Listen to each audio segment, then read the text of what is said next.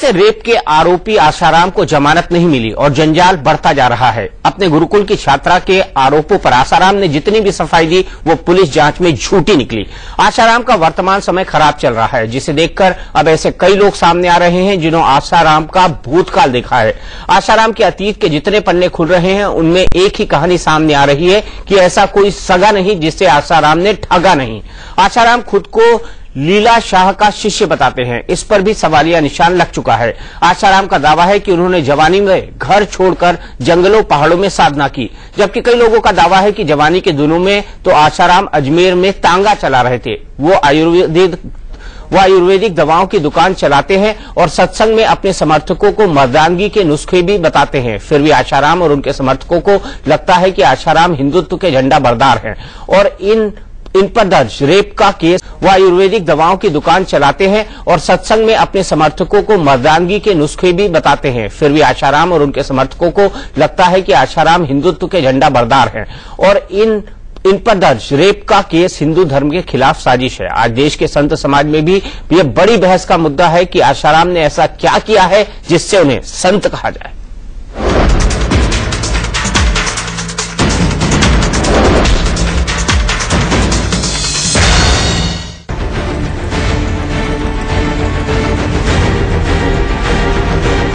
नाबालिग से रेप के आरोपी आसाराम हर रोज एक नए विवाद में फंसते जा रहे हैं।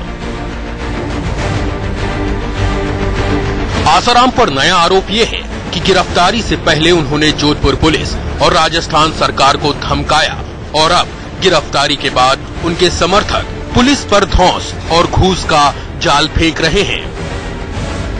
हमारे डीसीपी साहब को धमकी मिली है, मैंने पहले बता दिया। मैंने पहले बताया offer, one of my officer was offered. Temper with करने की जो बात है वो इस बात को लेकर पुष्टि होती है कि डीसीपी जो हमारे जोधपुर के हैं उनको धमकी मिली, हो सकता है मुझे भी मिल जाए ऐसी बात। जोधपुर पुलिस को अब ऐसे सुराग भी मिलने लगे हैं जिनसे आसाराम की मुश्किलें बढ़ सकती हैं। पुलिस का दावा है कि आसाराम के सहयोगी शिवा ने कबूल किया है कि उसी ने लड़की को आसाराम तक पहुंचाया। सूत्रों के मुताबिक आसाराम की फरार चेली और छिंदवाड़ा गुरुकुल की वार्डन शिल्पी उर्फ संचिता के फोन कॉल की डिटेल से भी साफ हो गया है कि शिल्पी लगातार आसाराम के संपर्क में थी। वो आसाराम के रसोइये प्रकाश के मोबाइल से आसाराम से बात कर रही थी। आसाराम मामले में पुलिस को एक अहम कामयाबी मिली है। इतने दिनों की जांच के बाद कॉल डिटेल से पता चला है कि जो गुरुकुल छिंदवाड़ा आश्रम की जो वार्डन थी, जो निदेशक थे, वो लगातार आसाराम के संपर्क में थे। बातचीत ये हो रही थी कि जो लड़की है उन्हें जोधपुर कैसे भेजा जाए। पुलिस जांच में आसाराम की अब तक हर बात झूठी साबित हुई है। ऐसे में ये सवाल अब ज्यादा बड़ा, ज्यादा गंभीर हो चुका है कि क्या आसाराम को संत कहलाने का हक है। ये सवाल सिर्फ इसलिए नहीं कि जोधपुर पुलिस आसाराम को झूठा करार दे रही है। आसाराम की सच्चाई पर सवाल उठाने वाले ऐसे कई लोग सामने आ चुके हैं जो आसाराम के अतीत के गवाह रहे हैं।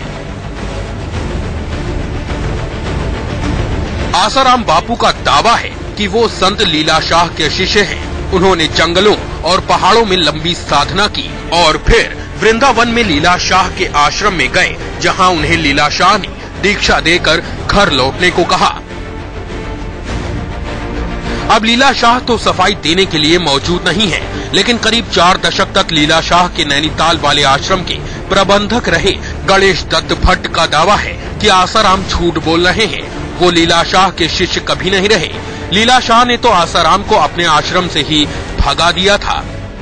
लीला शाह महाराज ने कहा यहाँ मत आया करो। आसाराम बाबा से कह दिया कि तुम सादगी में रहो या तो राजसी तामसी वस्त्र मत पहनो, ये कहा उस टाइम। आसाराम का दावा है कि वो शादी के बाद घर छोड़कर साधना करते रहे और 23 साल की उम्र में उन पर गुरु लीला शाह की कृपा हुई। वो आसुमल से आसाराम बन गए। जबकि अजमेर शरीफ कस्बे में ऐसे तमाम लोग हैं जिनका दावा है कि आसाराम बापू करीब 20 साल की उम्र में अजमेर में तांगा चलाते थे और ये धंधा उन्होंने करीब 1.5 साल तक किया। तांगा चलाने के पीछे आसुमल तांगे वाले का सिर्फ एक ही मकसद था, पैसे कमाना। सौदागर मोहल्ला जो डिग्गी चौक से लगा हुआ एक मोहल्ला है अजमेर में, उस सौदागर मोहल्ले के पास जो डिग्गी चौक का जो वहाँ का जो एक मस्जिद के पास कुछ जगह थी, सौदागर मोहल्ला कहलाता है, वहाँ इसका तांगा खड़ा होता था और ये तांगा लेकर के आया करता था। अब बड़ा सवाल ये है कि आसाराम वाकई साधना के लिए घर से भागे या फिर अपनी गरीबी दूर करने के लिए भटकते रहे। ये सवाल इसलिए भी उठ रहा है क्योंकि आसुमल से आसाराम बनने के बाद उन्होंने आध्यात्मिक सत्संग के नाम पर अजब गजब लीलाएं ही दिखाई।